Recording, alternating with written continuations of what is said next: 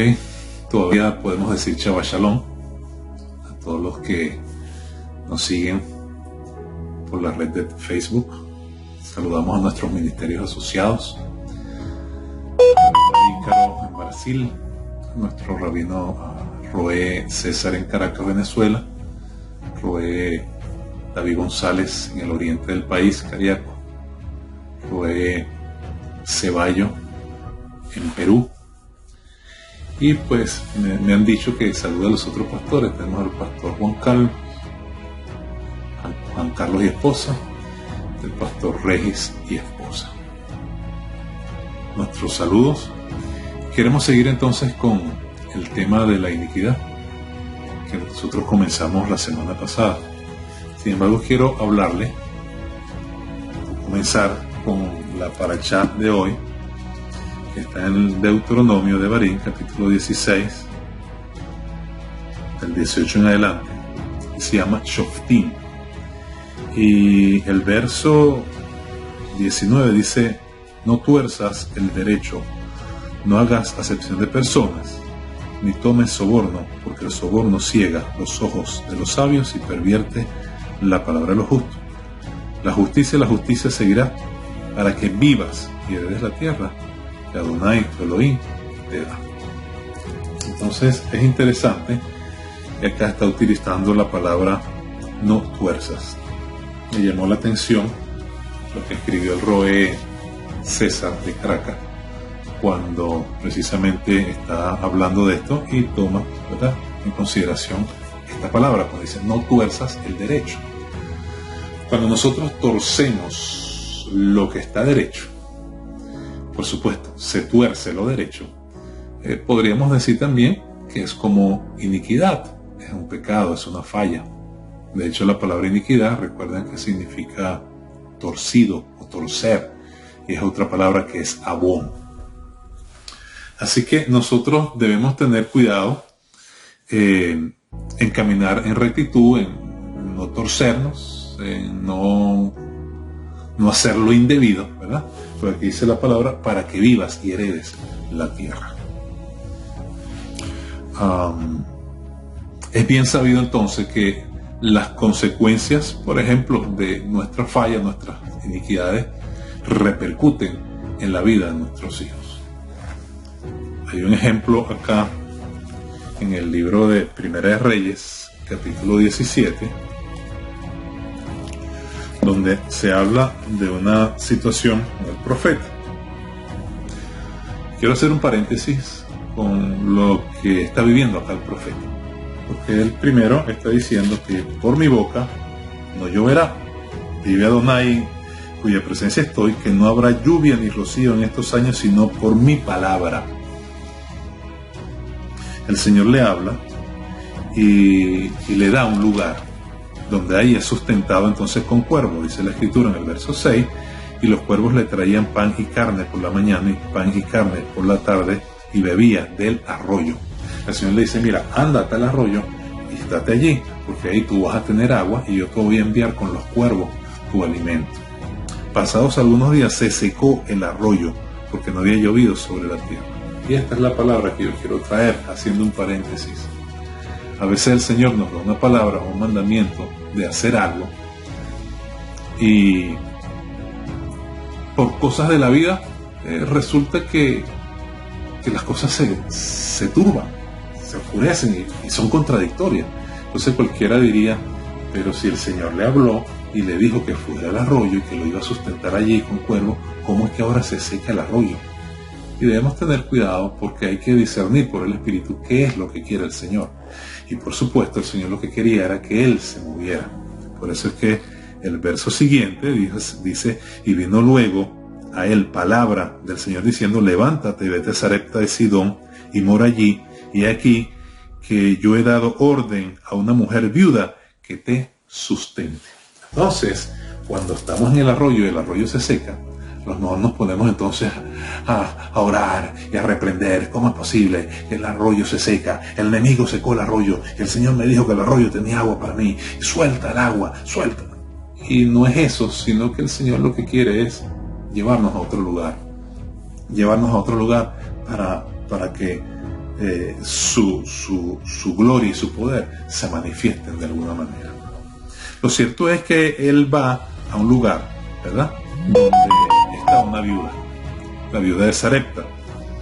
Y a mí me llama muchísimo la atención porque el Señor es quien le da la palabra a él y le dice: yo he escogido a una mujer viuda para que te sustente. Yo la he escogido, el Señor la escoge. Entonces es una mujer, ¿verdad?, que delante del Señor pareciera que está correcta y está haciendo lo que el corazón del Señor está mandando, lo que el corazón del Señor está señalando para ella. Y el verso 18 dice: y ella dijo a Elías: ¿qué tengo yo contigo, varón de Adonai? ¿Por qué? Porque ella la sustenta, y nosotros sabemos ya la historia, y le da y esto, aquello y lo otro, se le muere el hijo. Y como es conocido en el lenguaje bíblico, muchas veces por la iniquidad de los padres, los hijos llevan consecuencias, porque estamos unidos en una misma línea generacional. Y dice: has venido a mí para traer a memoria mis iniquidades y para hacer morir a mi hijo. Entonces esto nos demuestra que bíblicamente es conocido que el creyente, aunque el Señor lo escoja, aunque el Señor le hable y le dé palabra, puede tener iniquidades. Y aunque este no es el caso, porque después el profeta revive al hijo de la viuda, ella está diciendo: que tienes contra mí para traer a memoria mis iniquidades y para hacer morir a mi hijo. Entonces las iniquidades de los padres entonces repercuten muchas veces en los hijos. Y por eso nosotros somos responsables muchas veces también del comienzo de nuestros hijos y el final también. Por eso el libro de Eclesiastés nos habla, Eclesiastés capítulo 7, verso 8, yo compartía esto con los amados de la congregación: mejor es terminar que comenzar. Entonces, claro, esto lo podemos ver en dos vertientes. Mejor es terminar algo para comenzar, o mejor es terminar que comenzar, en el sentido de terminar lo que yo comienzo, o finalizar antes de comenzar, que es lo que realmente está diciendo Eclesiastés. Si yo comienzo sin antes terminar, entonces esas son cosas que me van a jalar. Y por eso nosotros en algún momento de nuestras vidas tenemos que reflexionar en estas cosas. Si hemos terminado con el ciclo o con lo que el Señor nos ha mandado a hacer en un lugar, nos ha mandado a hacer en nuestra vida, en nuestra familia. Entonces fíjense ustedes, Segunda de Reyes capítulo 10 nos habla ahí del profeta Jehú. Segunda de Reyes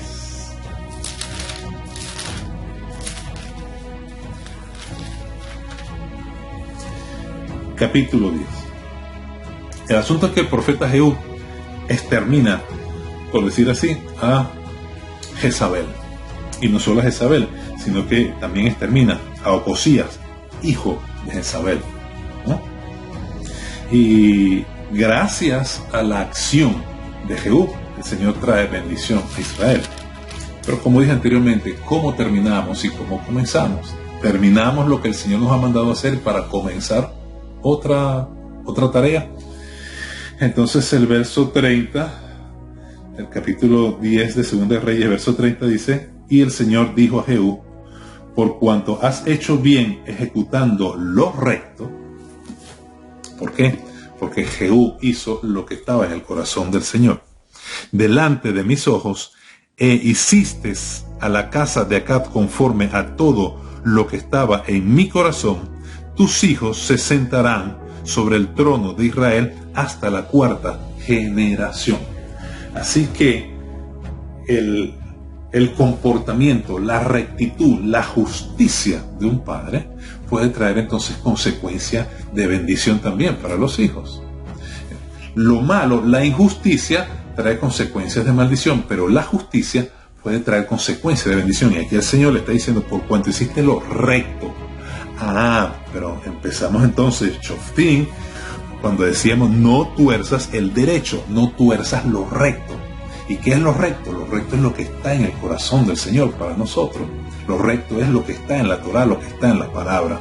Entonces, por cuanto has ejecutado lo recto delante de mis ojos e hiciste a la casa de Acab conforme a todo lo que estaba en mi corazón, tus hijos, entonces se sentarán en el trono hasta la cuarta generación. Aunque si seguimos leyendo adelante, el comportamiento de Jehú al final no fue el más correcto. Sin embargo, el Señor le está dando una palabra de promesa. Por cuanto hiciste esto, tus hijos se van a sentar en el trono hasta la cuarta generación. Entonces nosotros tenemos responsabilidad de nuestra actitud. Toda situación, esto lo hemos visto antes y lo vuelvo a repetir, toda situación de injusticia que nosotros como padres hagamos, eso va a repercutir en nuestros hijos, porque nuestros hijos están unidos a nosotros en algo que se llama línea generacional por sangre.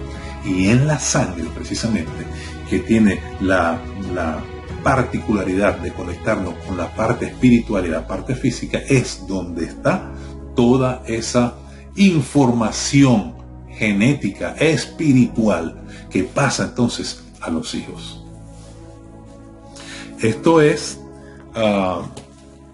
tan real que, por ejemplo, segunda de Samuel, bueno, fíjese, aquí el mismo Reyes capítulo 11 dice que Atalía usurpa el trono y hay una situación demasiada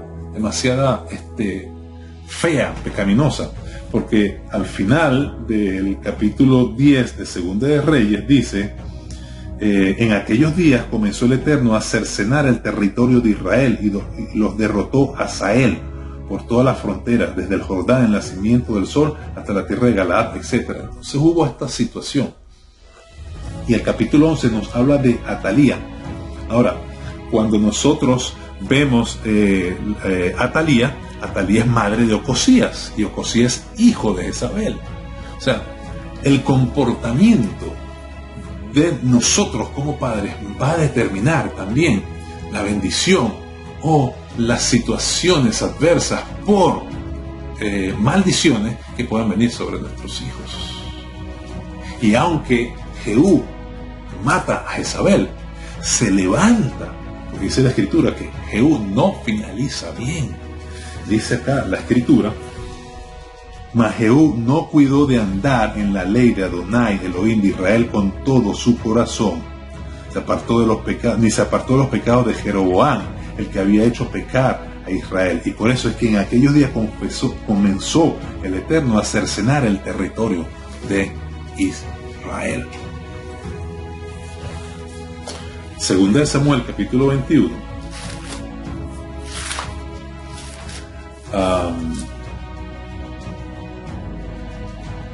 Segunda de Samuel, capítulo 21. Habla de la venganza de los Gabaonitas, ¿no? Que a mí me llama mucho la atención esto, por lo que les voy a decir. Aquí el capítulo 21 de Segunda de Samuel dice: hubo hambre en los días de David por 3 años consecutivos. Y David consultó al Eterno, y el Eterno le dijo: es por causa de Saúl y por aquella casa de sangre, por cuanto mató a los Gabaonitas. Entonces aquí hay una situación donde David es rey, donde David ya es ungido, donde David delante del Señor está correcto, pero hay una situación de hambre, hay una situación de hambruna. Es el problema cuando queremos santificar la maldición, cuando queremos santificar lo que delante del Señor tiene una consecuencia de maldición, y es el hambre. Pues no podemos santificar el hambre y decir que el hambre es bueno, y gracias al Señor que tengo hambre y que no como y que tengo necesidad de todo porque la palabra dice, etcétera, etcétera. Entonces estamos realmente desvinculados de lo que el corazón del Señor quiere para nosotros como hijos. Entonces el Señor nunca va a querer que nos muramos de hambre, nunca va a querer que tengamos necesidad de pan. Por eso de allí las bendiciones de Deuteronomio, ¿verdad? Cuando dice que todo lo que nosotros hagamos prosperará. y el Señor nos dará en abundancia si guardamos, si cuidamos de guardar sus mandamientos y hacerlo, etcétera, etcétera. Entonces, ¿cuál es la situación? Y esto nos debe llamar la atención.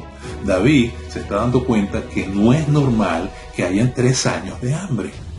No es normal que hayan 3 años de falta de pan. Ahora, el pan, dice, tú hablas los días de David,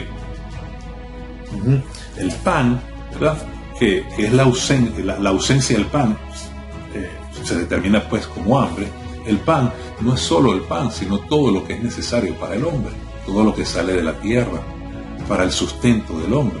Entonces, 3 años, y eso nos debe llamar la atención a nosotros. Si el Señor me está diciendo que mi condición debe ser esta delante del Señor, cuando yo guardo sus mandamientos y camino en su Torá, entonces ¿por qué mi condición es otra? Por eso es que David a los 3 años tuvo que consultar al Señor, y eso nos habla a nosotros que a veces tenemos que consultar al Señor cuando pasan situaciones en nuestra familia que no están de acuerdo al orden de Adonai, al orden de Dios. O sea, ¿cómo es posible que tengamos 3 años con hambre y no, tranquilo, que esa es la voluntad del Señor, el Señor sabe lo que hace? No puede ser, no podemos quedarnos tranquilos ante una situación que viene de parte del enemigo. Ahora, ¿qué era lo que había pasado? Lo que había pasado, lo dice el verso 2, entonces el rey llamó, el verso 2, perdón, David consultó al Eterno, y el Señor le dijo, es por causa de Saúl y por aquella casa de sangre por cuanto mató a los gabaonitas. Saúl no debió matar a los gabaonitas. Cuando Saúl mata a los gabaonitas, ahí entra lo que se llama el pecado, o también podríamos decir que es la consumación de una iniquidad que viene de atrás. Estaba en su corazón hasta que lo ejecuta. Ahora, llama muchísimo la atención que el pacto se hizo con Josué. Y entonces, cuando nosotros vemos esta situación acá de David con respecto a Josué, fíjese, Josué entra en la tierra prometida y la conquista aproximadamente del año 2560, y David comienza a reinar, por aquí ya era rey, en el año 2949. Cuando yo saco la cuenta, tengo una diferencia de 389 años. O sea, se hizo un pacto, Josué, Israel, con los gabaonitas, 389 años atrás. Saúl lo invalida y David paga las consecuencias. Entonces, imagínense ustedes, si es un pacto que se hizo hace 389, fíjense la legalidad que tiene, que después de 300 años Saúl lo invalida y tiene consecuencias en David. Si eso es así, entonces, ¿qué no podríamos nosotros decir de nuestra línea generacional cuando hay situaciones que no tenemos que vivir y que no tenemos que ver, porque la Escritura me está diciendo qué tenemos que vivir y qué tenemos que ver? Entonces, imagínense ustedes, en 389 años, en 300 años, ¿qué no habrían hecho o qué no habrán hecho nuestras líneas generacionales, nuestros ancestros, nuestros padres en la antigüedad? ¿Qué no habrían hecho? Y nosotros hoy tenemos algunas de esas consecuencias. Por eso es que en la Escritura se revela que nosotros debemos pedir perdón, pero tenemos que pedir perdón por el pecado de nuestros padres. Saúl mata a los gabaonitas y entonces el pacto que habían hecho por Jehová de no matarlos cae en injusticia. Y por eso, al haber injusticia, al haber algo torcido, entonces viene el pago de la consecuencia por el enemigo. Y tiene entonces que David sacrificar gente de su pueblo por haber caído en esta falla. 389 años atrás, más o menos, se hizo el pacto. Invalidados entonces por Saúl. Y entonces las consecuencias las está sufriendo David después que ha peleado toda una vida con Saúl, poco de años con Saúl, y durante 3 años tiene esa consecuencia. Entonces, hay situaciones en nuestra línea generacional donde nosotros tenemos que consultar al Señor, porque hay cosas que no sabemos, pero están las consecuencias delante de nuestros ojos. Hay cosas que nosotros no entendemos por qué pasan, pero si nosotros consultamos al Señor, el Señor nos va a hablar y nos va a mostrar por medio del Espíritu Santo, para nosotros entonces tener una oración más certera, una oración más directa y poder traer bendición a nuestros familiares o a nuestras generaciones. Es corto lo que quiero decir hoy, pero quiero que meditemos en esto. 380 años atrás, Josué e Israel hicieron pacto con los gabaonitas y ese pacto estaba ahí firme, hasta que Saúl lo invalidó. ¿Cuántos pactos, repito, no habrán hecho nuestros antepasados? ¿Cuántos pactos de sangre, cuántos pactos de hechicería, cuántos pactos de maldad para tener terreno, para tener dinero, para tener salud, entre comillas? ¿Cuántas cosas habrá? Y la única manera es ir a la presencia del Señor, consultar al Señor. Ese consultar es meterme en lo profundo para entender qué es lo que está pasando. Y allí entonces el Señor le dice: hey, los gabaonitas. Yo me imagino a David: ¿qué pasó con los gabaonitas? No, que Saúl lo mató. Ok, sí, lo mató, pero ¿qué pasó? Que hubo un pacto hace más de 380 años atrás y no se debía entonces de invalidar ese pacto, aunque no estaba correcto del todo, pero ese pacto lo hicieron en el nombre de Yahweh de los ejércitos. Por lo tanto, al invalidar ese pacto, entraban en injusticia y vinieron las consecuencias. Que el Señor entonces nos ayude, porque el Salmo 127 nos habla y nos dice que es una bendición los hijos, ¿verdad? Y los que tenemos la bendición de tener hijos y ponerlos en la aljaba. Salmo 127. 3. Y aquí herencia de Adonai son los hijos, cosa de estima el fruto del vientre, como saeta en manos del valiente. Así son los hijos habidos en la juventud. Bienaventurado el hombre que llenó su aljaba de ellos. Entonces nuestros hijos son como una saeta, son como una flecha, que algún día vamos a lanzarla con la ayuda del Señor, con nuestra justicia por medio de Yeshua. Esperamos que cuando la lancemos, entonces den en el blanco por medio de nuestra instrucción que viene precisamente de la Torá.